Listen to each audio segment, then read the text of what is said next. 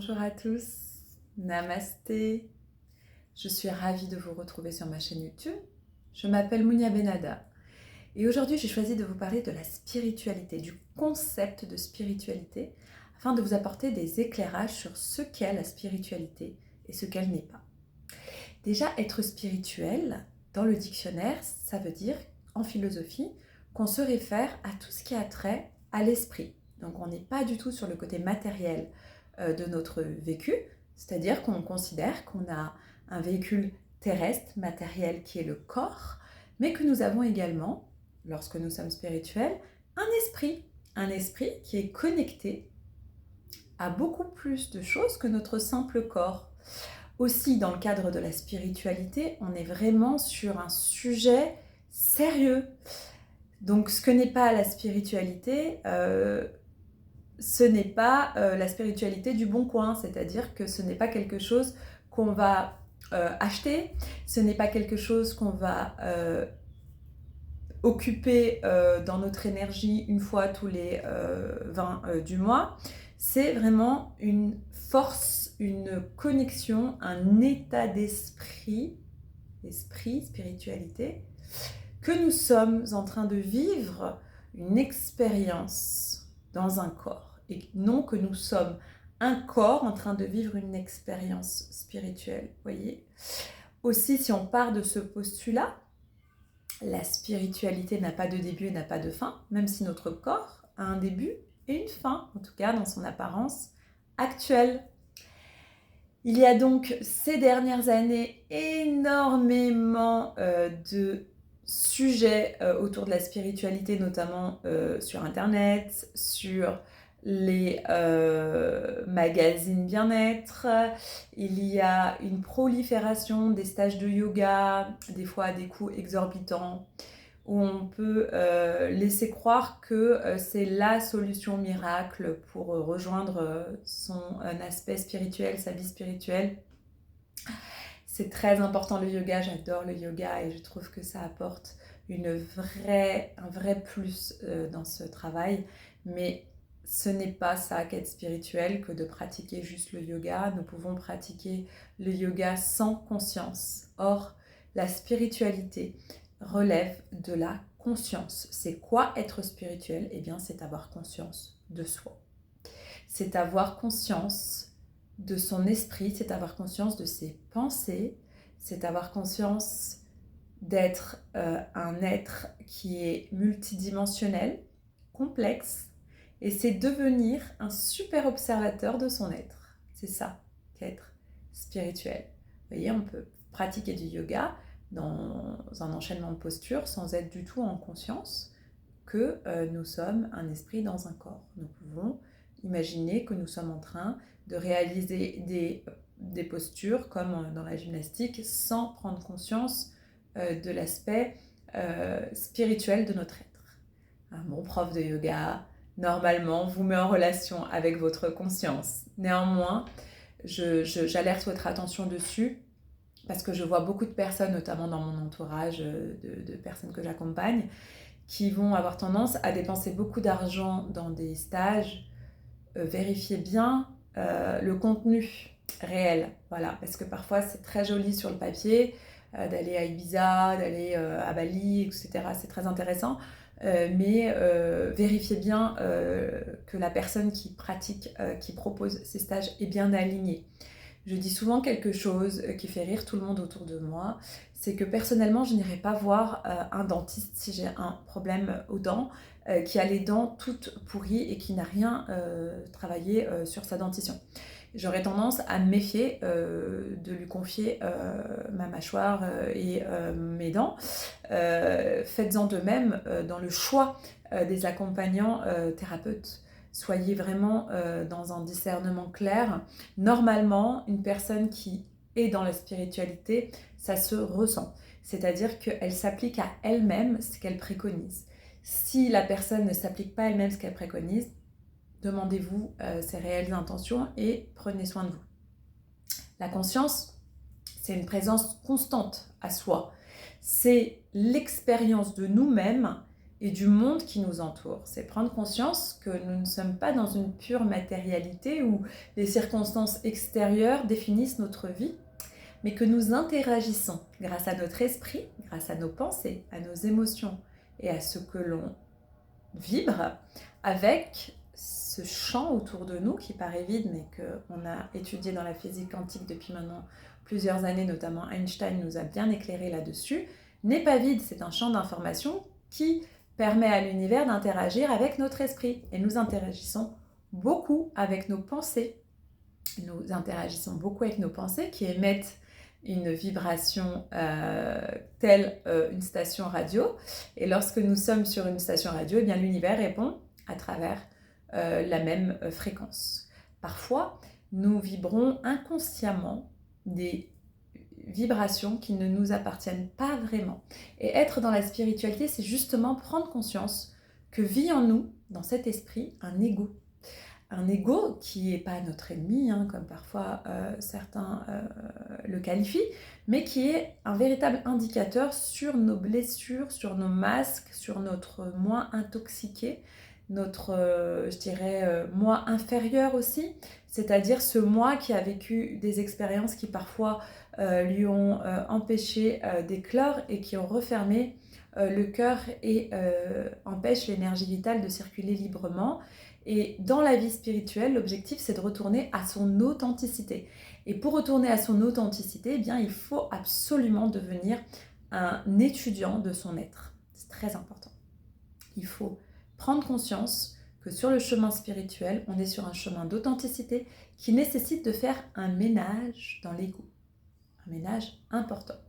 Pour se réunifier à l'intérieur de soi, retrouver sa véritable essence, son moi profond, il faut absolument concevoir ce travail comme un travail de longue haleine, comme un travail d'étude. C'est comme si vous étiez devenu à la fois l'élève et le professeur de votre être et que vous deviez objectivement reconnaître qu'il y a des dysfonctionnements en vous et qu'il y a un effondrement de vos croyances, de vos certitudes transmises ou en tout cas acquises par l'ego et d'accepter petit à petit de prendre chaque sujet et de se regarder et d'observer si réellement vous êtes dans votre joie, dans toutes les sphères de votre vie, parce que c'est ça aussi le travail spirituel, c'est de retrouver le contentement, c'est de retrouver la joie de vivre, de retrouver une reliance avec tous les êtres vivants sur Terre, d'avoir une posture, un positionnement qui soit celui de la fréquence du cœur et de l'âme et non celui de son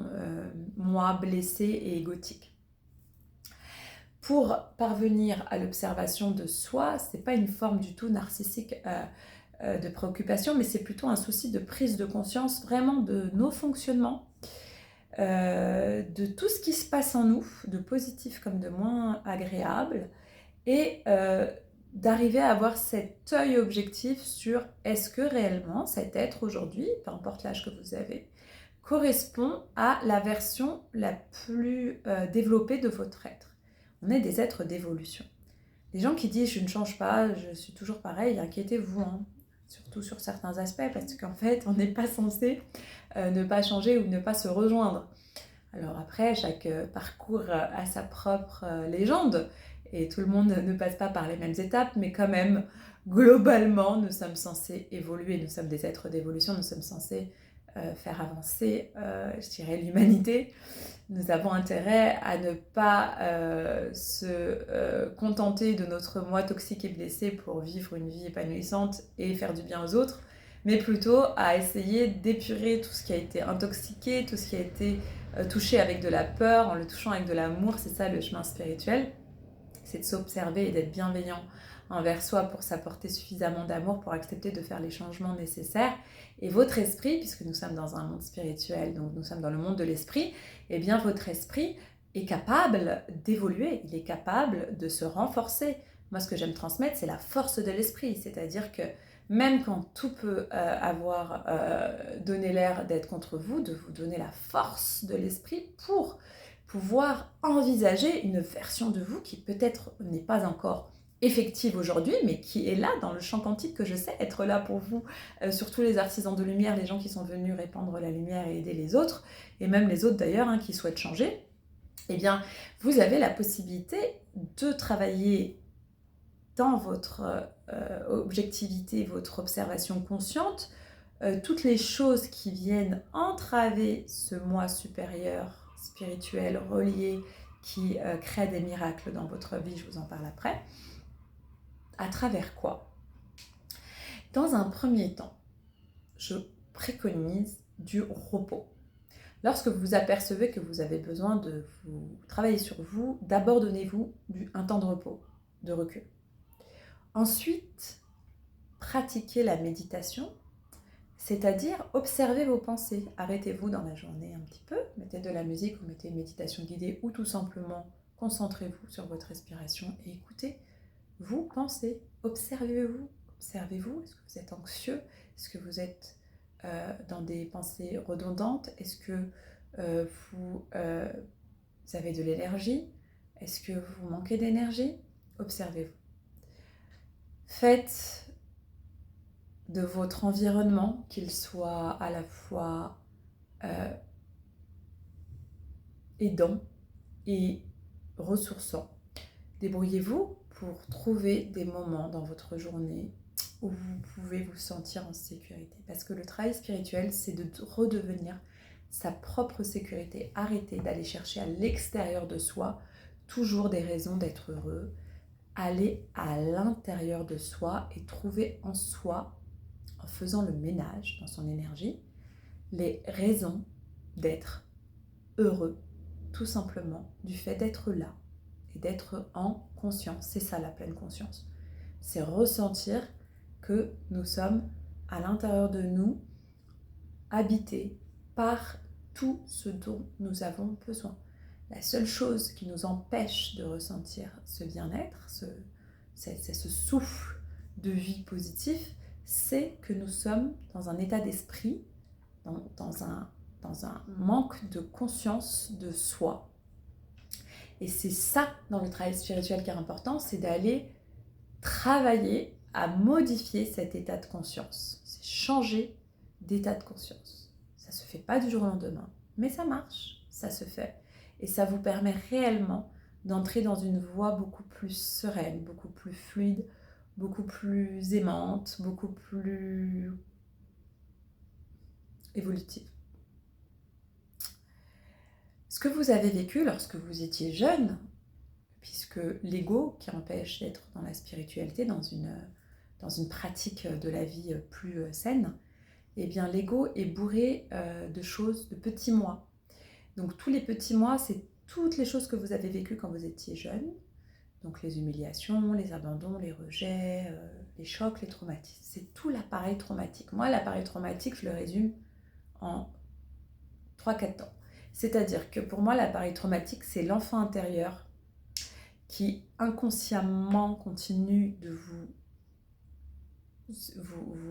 sentir serein, c'est-à-dire qu'il alerte votre attention en créant des situations pour que vous réagissiez. Il a besoin de sentir que vous le prenez en compte. Tant que vous ne le prenez pas en compte, il va inconsciemment vous pousser à avoir des réactions et vivre des situations délicates. Ça vous éloigne de votre parcours de vie profond. Il faut absolument mettre de la lumière dessus, ça s'appelle une ombre. Il faut mettre de la lumière, c'est ça le travail spirituel, c'est de mettre de la lumière là où il y a des ombres. Les étoiles ne brillent que parce qu'il y a l'obscurité. Voyez ça comme un cadeau. Toutes vos obscurités vont vous permettre de faire briller cette lumière intérieure, cet esprit, cette force de l'esprit. La deuxième chose, donc c'est les blessures qui sont liées à l'enfant intérieur. Lise Bourbeau, dans les 5 blessures de l'âme, les décrit parfaitement. Ces 5 blessures impactent votre énergie. Il faut travailler à devenir le parent bienveillant de votre enfant intérieur en lui apportant ce qui n'a pas été apporté sur ces 5 blessures et en évitant de prendre les masques qui sont associés à ces blessures. Par exemple, le masque de masochiste ou le masque de dépendant affectif. Ça vous éloigne de votre moi supérieur, de votre force, de l'esprit, donc de votre vie spirituelle. Il faut travailler à observer ça et à les libérer. Ensuite, il y a tout le transgénérationnel qui fait partie de l'appareil traumatique qu'il faut travailler dans sa vie spirituelle, à savoir toutes les mémoires, tous les secrets de famille, toutes les choses qui ont impacté vos ancêtres et qui continuent inconsciemment de vous impacter. Il faut sentir que parfois il y a des émotions ou des choses refoulées qui traversent votre personne. C'est comme quand votre arrière-grand-mère vous donne ses yeux, et bien malheureusement elle peut aussi vous donner ses angoisses, ses peurs, ses craintes inconscientes qu'elle n'a pas pu régler elle-même et que vous devez accepter de ressentir pour les libérer. Dernière chose, pour ceux qui ont une notion du karma, c'est également des choses liées au karma qui demandent à être libérées et nettoyées. Donc toutes ces choses font partie de votre appareil traumatique tant que vous ne mettez pas la lumière dessus, tant que vous n'acceptez pas de voir vos ombres, que vous n'acceptez pas de voir que vous avez un ego blessé, que vous avez un petit enfant intérieur qui réclame encore l'attention, vous cheminerez difficilement vers votre moi supérieur. Mais la vie est bien faite. Souvent, on observe qu'il y a ce qu'on appelle la nuit noire de l'âme. Donc c'est Edgar Tolle qui définit la nuit noire de l'âme comme un processus de transformation spirituelle et personnelle. Et effectivement, beaucoup d'entre vous, à un moment donné de leur vie, vont être amenés à vivre cette micro-dépression, on va l'appeler comme ça, qui fait suite en fait soit à quelque chose de très important, d'émotionnellement éprouvant. Ça peut être des deuils, ça peut être des burn-out, ça peut être une relation dite toxique qui s'arrête et qui vous fait prendre conscience que quelque chose doit changer, doit être transformé intérieurement, que votre esprit vous appelle à lui faire de la place dans votre corps. Et c'est à partir de là que certains vont entamer vraiment un travail spirituel. Donc vous voyez, ça n'a rien à voir avec aller une fois à un cours de yoga, ça va être un effondrement total de votre structure. C'est-à-dire que votre ego, là pour le coup, il va complètement s'effondrer. Il ne va plus vous permettre de tenir.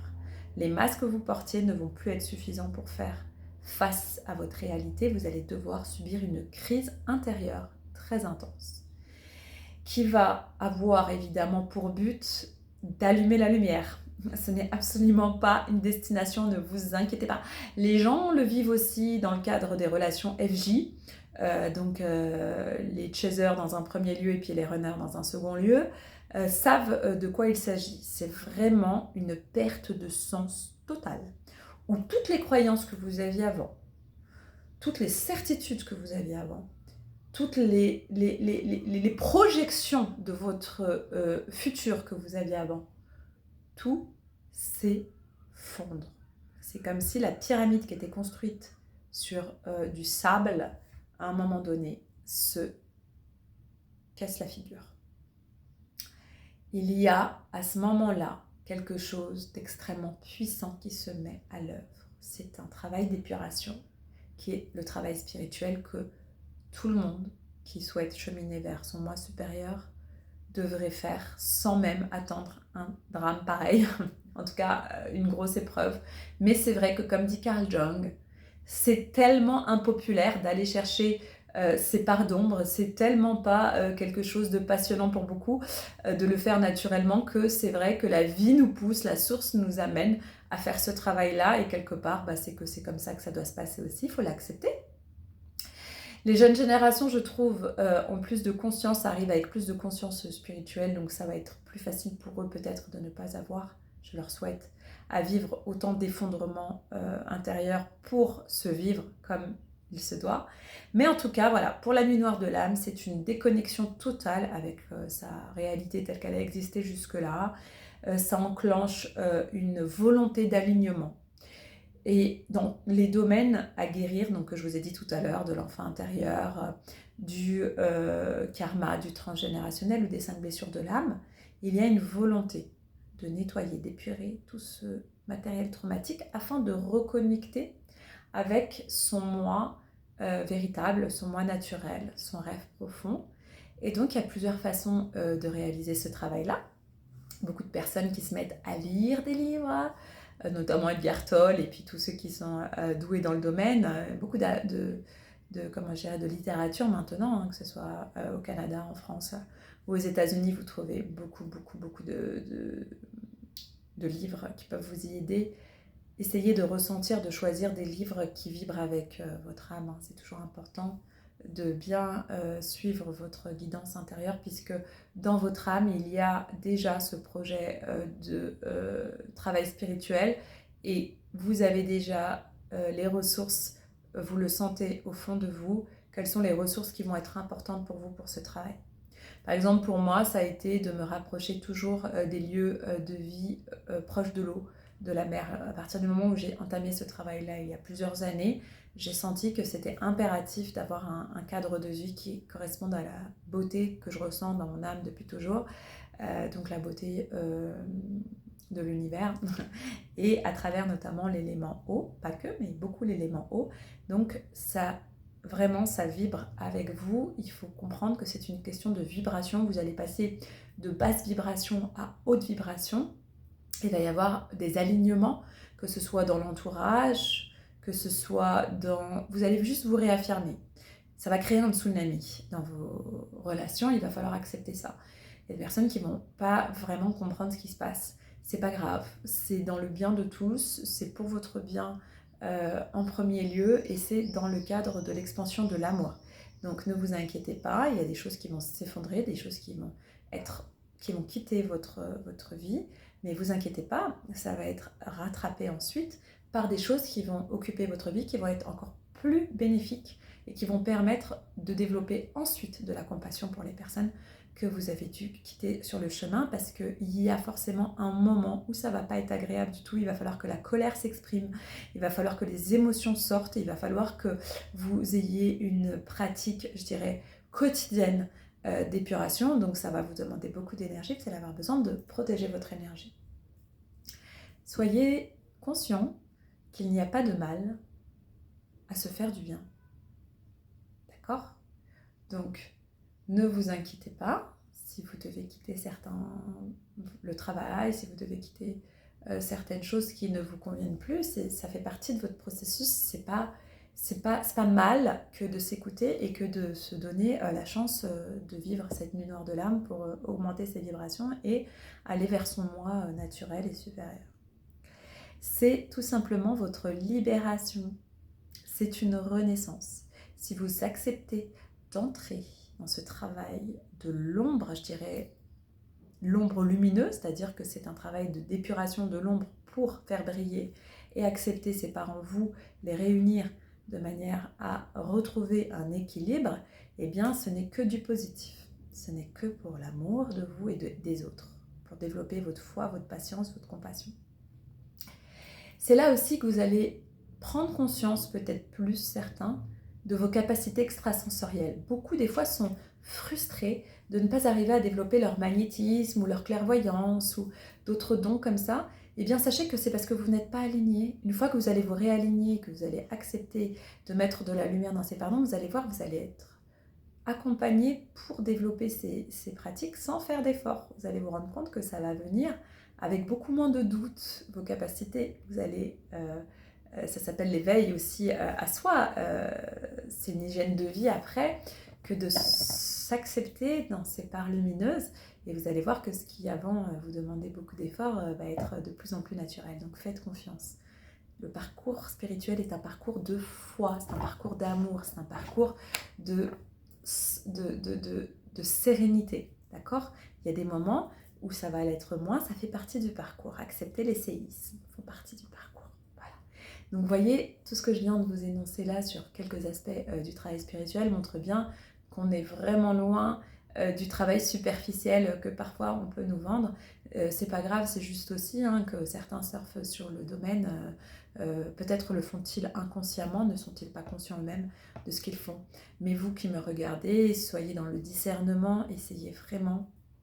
Si ça ne vous bouleverse pas, si ça ne vous demande pas des efforts, si ça ne devient pas, moi j'appelle ça le travail du sportif qui veut aller aux Jeux Olympiques. Le travail spirituel, c'est vraiment un travail exigeant, c'est passionnant, c'est un rayonnement sans précédent. Néanmoins, ça demande pour gravir vraiment ces épreuves, eh bien, d'être un sportif de haut niveau qui se prépare aux Jeux Olympiques. Voilà, c'est comme ça que je conclurai. Si vous n'êtes pas prêt à être ce persévérant, à visualiser votre réussite même quand vous êtes dans l'échec, vous aurez du mal à suivre le chemin spirituel sur le long terme.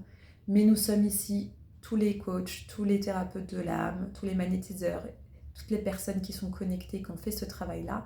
Nous sommes ici pour vous y aider, nous sommes ici pour vous accompagner, pour vous aider à ne pas lâcher sur le chemin. Nous avons tous eu la chance sur notre chemin d'avoir des ressources. Et nous savons à quel point, en tout cas je sais à quel point c'est précieux. C'est précieux, ce sont des aides précieuses, que ce soit des livres, des podcasts, des personnes physiques, des rencontres, des formations. Il y a vraiment sur ce chemin la nécessité parfois d'être tenu par la main parce que l'objectif c'est d'être votre propre sécurité, mais c'est sûr que vous ne pouvez pas être votre propre sécurité du jour au lendemain quand vous êtes assailli par toutes vos problématiques que j'ai décrites tout à l'heure. Donc pour retrouver l'équilibre, il faut déjà le vouloir. Il faut vouloir entrer dans l'esprit, dans la force de l'esprit. Et ça se travaille et je peux vous aider à le faire si vous le souhaitez, vous me contactez. Et c'est avec grande joie que je vous aiderai à faire ce travail-là parce que c'est celui qui vous permettra d'entrer dans la dimension magique de l'univers. Je vous embrasse, je vous souhaite une belle fin de journée ou une belle fin de soirée et je vous dis à très bientôt pour une nouvelle vidéo. Namasté.